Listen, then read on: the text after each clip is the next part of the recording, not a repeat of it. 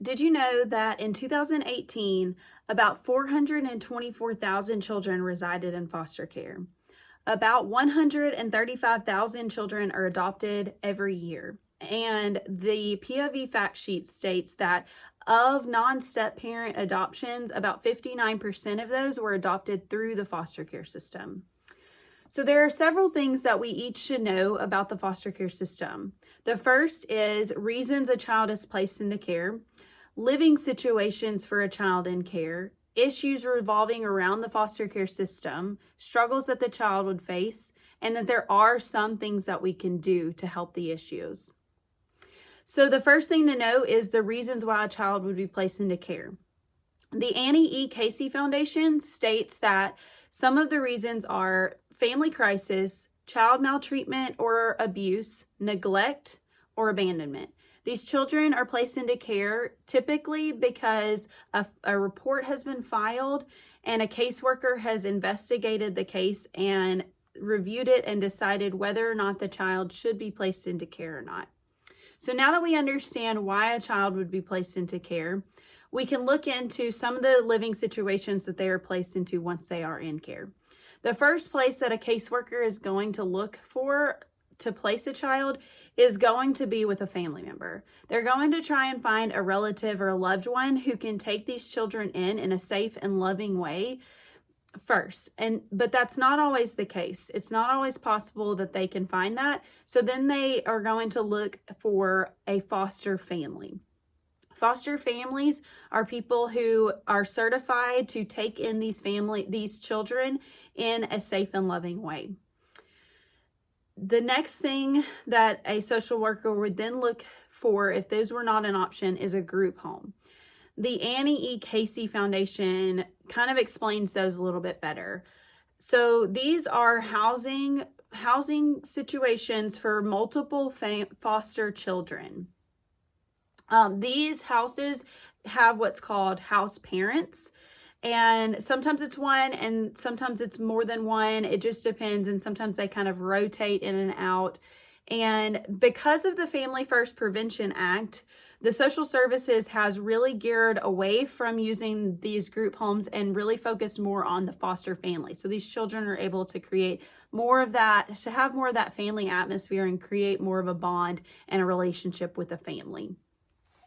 So although a child has a place to stay once they're in care, there are some notable issues that we should know about. The first issue in the foster care system is the overflowing workload for our social workers.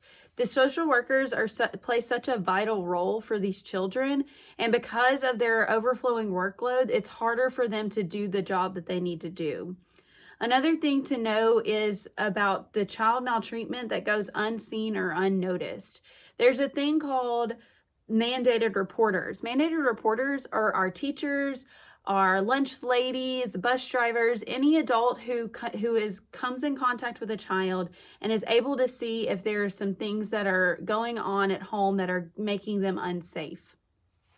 So because of these struggles in the system, we can obviously see that there are going to be some struggles that the children are going to face. The first struggle is the negative effect that trauma and neglect has on a child. During early childhood development, the brain is developing so rapidly, and trauma and neglect can have a physical effect on the brain, causing issues like behavioral problems, emotional imbalances, and developmental delays. Another issue or struggle that these children would face is homelessness after aging out of the system. Typically, the age is 18, which when they are graduating from high school, some of them haven't even graduated from high school. So a lot of them end up in poverty because they don't have a solid support system, but many states are changing the age to age 21. So they're able to have a solid support system until they either pursue a solid career or a degree or something like that. Another issue is no confidence after attending high school to attend college. 1/5 of 26-year-olds did not have a high school diploma or a GED. Only 8% of these youth achieved a post-secondary degree. These come from the National Conference State Legislature. And Mike Pino of the Jim Casey Youth Opportunities Initiative was quoted for saying, "If you don't have anybody who believes in you, how do you believe in yourself?" That's one of the biggest issues that these children face, because they think nobody cares if you succeed, so why would I care? And that's sad. So though there are some notable issues in the system and with the children, it's very important that we know that there are some things that we can do. So one thing we need is more caring social workers, and we need more consistent foster families. We also need a little bit of reform when it comes to adoption.